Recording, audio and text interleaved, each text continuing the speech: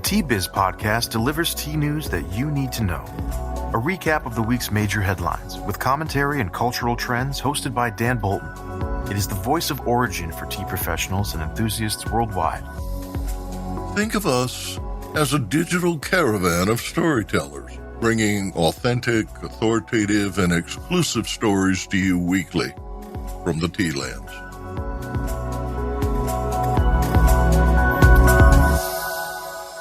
Hello, everyone. Here are this week's headlines. India tea auction mandate chafes producers. Smallholders seek higher raw leaf minimums. And Sharetea ranks among the fastest-growing U.S. retail chains. More in a minute, but first, this important message. What makes a perfect cup of Ceylon tea? The perfect cup is from the tea businesses that ensure the protection of all the children living within their tea estates. We salute Kailani Valley, Telawakili, Bogawanthalawa, Harana, and Elliptia tea estates. Support Save the Children, Sri Lanka. Tea growers currently getting good prices in private sales strongly objected this week to a July 15th order by the Tea Board of India calling for strict compliance with a requirement that tea estates sell a minimum 50% of their tea by volume at regional auction houses. The mandate comes amid low auction prices and a glut of mediocre tea, according to growers. Quote, "It's a buyer's market as they demand more customized and quality tea through private sales," said McLeod Russell director Azam Monam. Large producers are already under pressure owing to the auction market crash, high wages, weak retail sales in lockdown, and the drought, he said. The order follows an audit showing that many registered gardens were sending far less than half of their produce to public auctions. The announcement comes as tea exports decline and labor costs increase. Also of note is the fact that to lower logistics costs, agents bidding on lots now represent many more buyers. The practice reduces the number of bidders. Prices at the Siliguri auction fell 18% in early July. Business Insight. Sujit Patra, Secretary of the Indian Tea Association, explains that selling direct earns growers good prices and quick cash flow, which the present auction system does not facilitate. Forcing growers to auction better quality teas does not offer any protection against continuous declines in prices, he said. Later in the podcast, Narendranath Dharmaraj offers an historical perspective on auction mandates. A steep decline in the price paid for green tea leaves threatens the livelihood of small tea growers that produce 51% of India's tea. Uncertainty has led many to sell their green leaf for 15 to 17 rupees per kilo, a rate below the cost of production. In a letter to India's Minister of Commerce, the Confederation of Indian Small Tea Growers Associations said that bought leaf factories are not complying with pricing minimums adjusted by region. The Confederation is seeking a 25 rupee per kilo minimum for smallholders.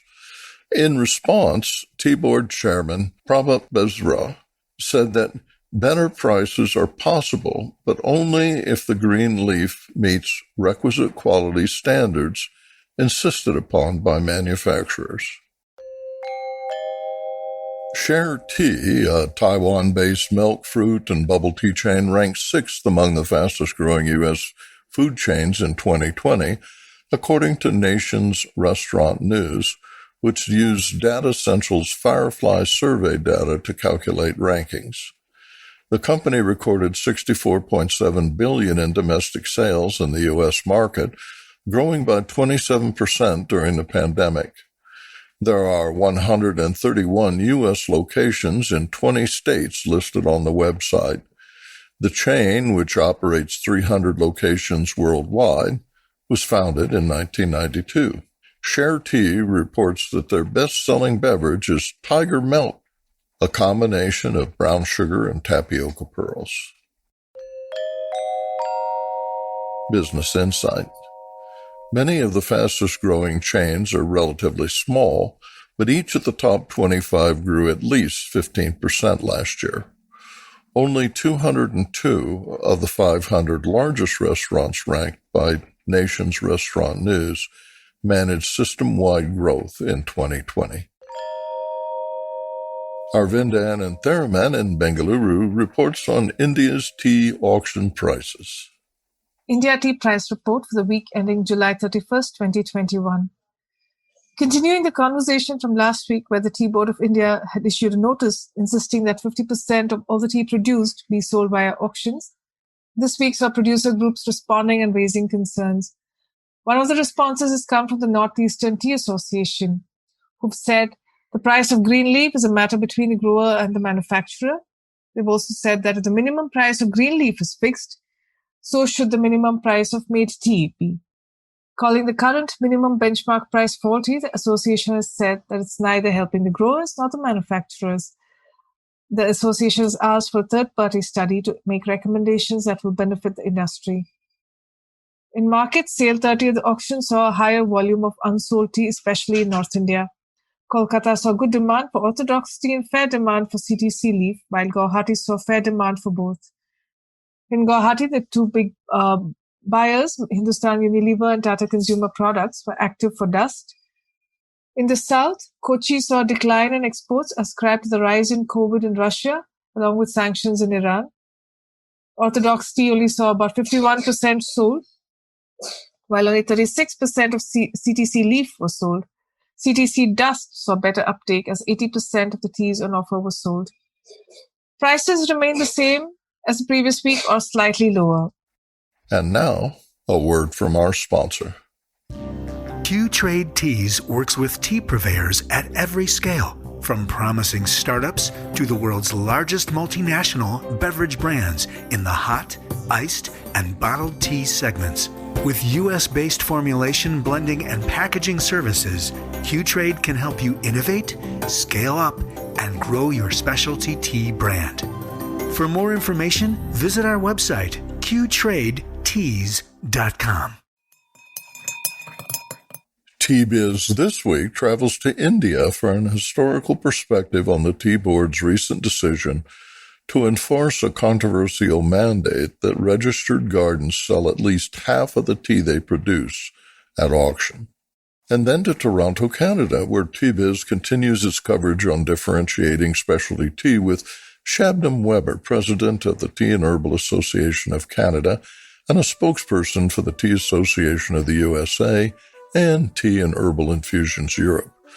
Shabnam says that as an industry, quote, we should together be working on elevating the value of tea for the betterment of every part of the supply chain. The Tea Board of India recently issued a circular mandating that 50% of the production from a garden must be sold via auctions. We asked Narendranath Dharmaraj, a veteran in the tea industry, about his views on this and what it means to the industry. The Tea Board of India recently issued a circular mandating that 50% of the production from a garden must be sold via auctions. We asked Narendranath Dharmaraj, a veteran in the tea industry, about his views on this and what it means to the industry. To give you a little historic perspective, this all started sometime early 80s through the introduction of what is called the Tea Marketing Control Order by the Government of India, TMCO, more popularly known as TMCO, which generally stipulated 70% mandatory auctions, and they made it into 75%. That was about the time when Export Control Order was also introduced. That was also the time when tea prices were ruling high. As a matter of fact, there was at some point, I think it was 83, 84, there was a ban on exports from India, which literally almost put a nail in the Indian export scenario. In the beginning of year 2000, following the disintegration of the USSR, we lost our captive market. WTO was introduced. ASEAN came in. the soft underbelly of the industry was exposed. So we were sort of re-examining every aspect of the business. And one of the things, of course, we did as a grower association from Pasi was to lobby against this 75% mandatory auctions. We had to do a lot of work on that, and exposed the huge gap between the farm gate price and the retail price. And then finally, we managed to get the government of India to repeal that 75% mandatory auctions. And we also, at that time, studied the auction rules in detail. And we were convinced that there were basic issues in both the principle and processes of the tea auctions, which is not leading to correct price discovery. Looking at the data since 2014, the percentage drop in volume of auction sales is not new. So by insisting on this, will there be any advantages to the tea industry?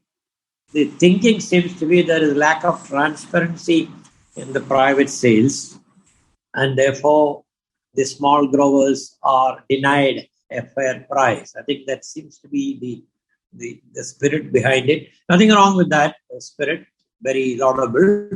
But, we seem to be coming up with a solution which is worse than a remedy worse than the disease in mandating compulsory auction sales. Because, the entire production, sales, everything is being monitored and tracked by the tea board. There are hundreds of returns to be submitted.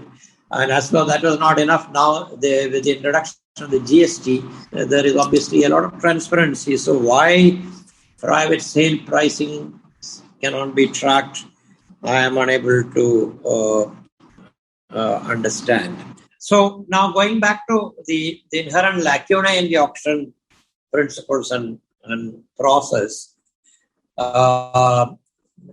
as I said, we do believe that it's not lending to the correct price discovery given a supply and demand situation. The auctions started even before the introduction of the Foreign Exchange Regulation Act, the FEMA and the FERA, etc.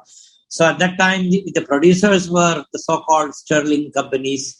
The buyers were the sterling companies. The brokers were sterling companies. So it was more a transaction arrangement than a scientific price discovery mechanism. So to that extent, it was flawed and heavily biased in favor of the buyers. Even after the English left, everything was Indianized. I mean, tea business practically went into the hands of the Indian business houses, Indian buyers. Obviously, didn't want to change the system because it was favorable to them. The producer, unfortunately, is the underdog in the whole value chain. He has the bulk of the cost. What is the percentage of cost of the producer in the ultimate end consumer price?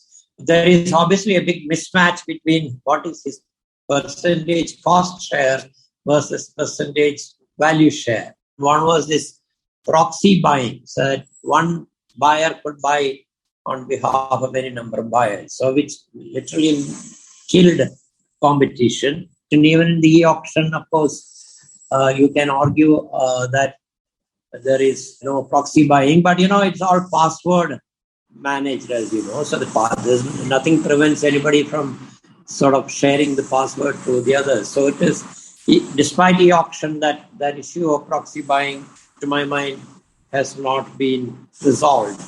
After e-auction came, they said there will be pan-India auctions. That means, the restricted sale geography won't be there. But it's not happening for whatever reasons. Cochin sale is operated by Cochin buyers, Kannur sale by Kannur buyers, etc. The pan-Indian auction is not happening. Only if that happens, then the competition will go up. There will be more players work. And the problem in the principle was what is called the division of lots. The auction allows for buyers to divide the lots between them. I have studied this in fair detail. Time after time, we could find that even the biggest buyer in the country was sharing lots with the smallest buyer in the country. It seems so irrational and fair. I think I'm told that division of lots continues even now, which is again anti-competition. In fact, one of the recommendations of Ferguson at that point of time was they introduced what is called a divisibility premium.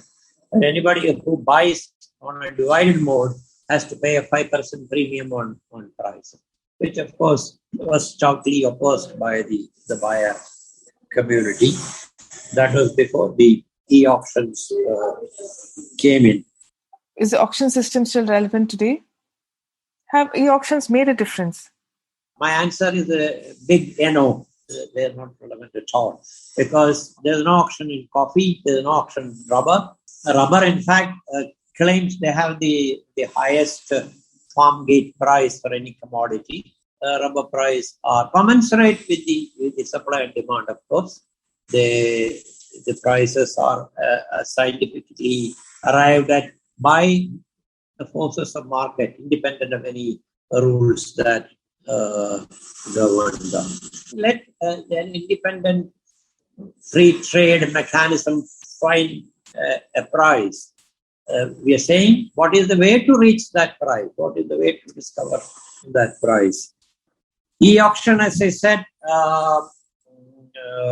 it is an improvement, no doubt. But some of these issues are still not getting resolved. The proxy, this division of lots, the last minute crowding, and these are not being addressed even in the e-auction. I'm not for a moment saying the buyers are mercenaries. They are serving their business objective. After all, just as a producer wants to produce at the lowest cost and sell at the highest price, the buyer would want to buy at the lowest price, naturally. So, and if there is a system that allows that, that seems to be the concern, in my opinion, for the producers.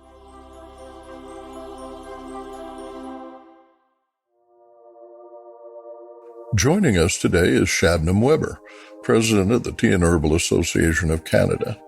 In 2000, she co-founded the Tea Emporium, a chain of Canadian specialty tea shops. She served as a member of the THAC board for many years before selling her company to lead the association. In this conversation, she represents not only the Canadian tea industry, she is also a spokesperson for the Tea Association of the USA and Tea and Herbal Infusions Europe, an apex group that in turn represents tea associations in Ireland, the UK, Germany, Spain, France, Austria, the Netherlands, and several other European countries. Can specialty tea be defined, or is tea quality best viewed as a continuum? Trying to find a definition for tea is like trying to nail Jell-O to a wall. And that's not my quote. I'm quoting Bill Clinton here. And if we all accept that to be an absolute truth, which we seem to be agreeing on, then why are we putting our energy in trying to differentiate and what appears to be dividing up the industry into good and bad?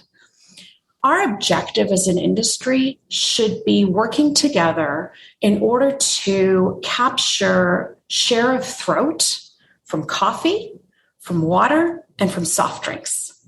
That should be our objective. So let's pretend that in some magical world, we actually managed to find a different definition that everybody agrees on. My question is, so what? And then what? What's going to happen?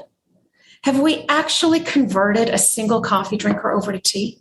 Have we converted a water drinker or a soft drink consumer over? We haven't. Have you bettered the life of a single tea producer on this planet? No. And not to mention, who's going to appoint themselves the tea police? To what? Go now to shelves and say, well, you're specialty and you're not specialty? The associations in reality, if you actually understand what the associations do, are here to represent the industry as a whole. We're here for the betterment of an entire industry. I don't see where the gain is. What do we as an industry gain from it? We don't. What value additions favorably influence customer perceptions? What are the characteristics or aspects that make tea more valuable and therefore more worthy of consumers spending a little more of their pocket change? Well, I think that's an interesting question because, we can look at it on an analytical level, and any tea taster, regardless of what part of the industry they're in, will tell you that value is placed on pluck, on size of leaf, on seasonality, perhaps depending on where the teas come from, on aroma compounds, on clarity of the liquor, on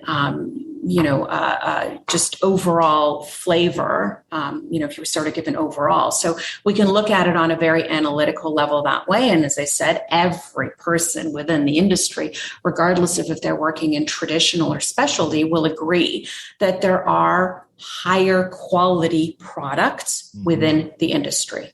You will not find a single person that will object to that. On the flip side, when you're asking where does the consumer place value, the consumer places value in all different aspects. And we can take a look at packaging. We can take a look at marketing. We can take a look at how we communicate tea. You will not find an objection from me when you make the statement that tea is undervalued. It is undervalued, absolutely.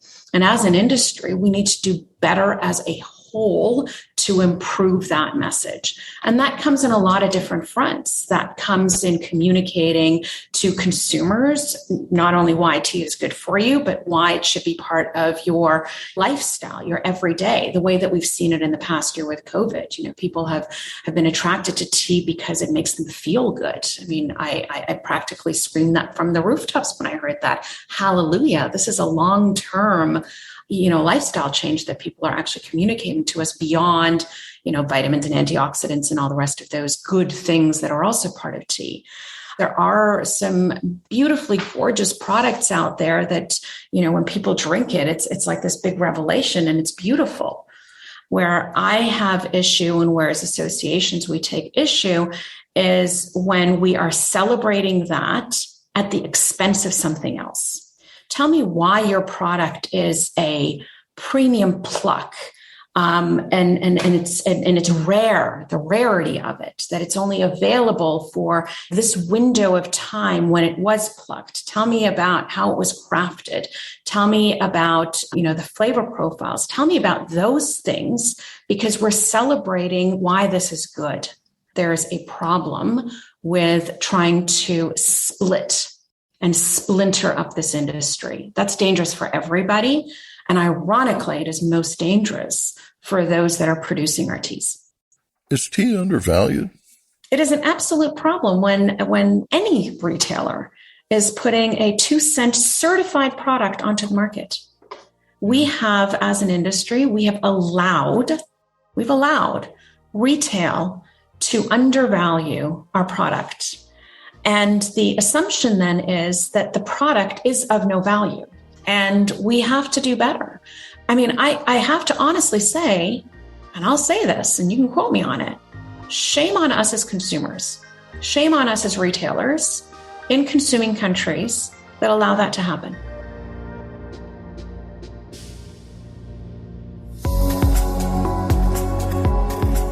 Intrigued by what you heard in today's podcast? Would you like to learn more from our global network of Tea Biz journalists and tea experts?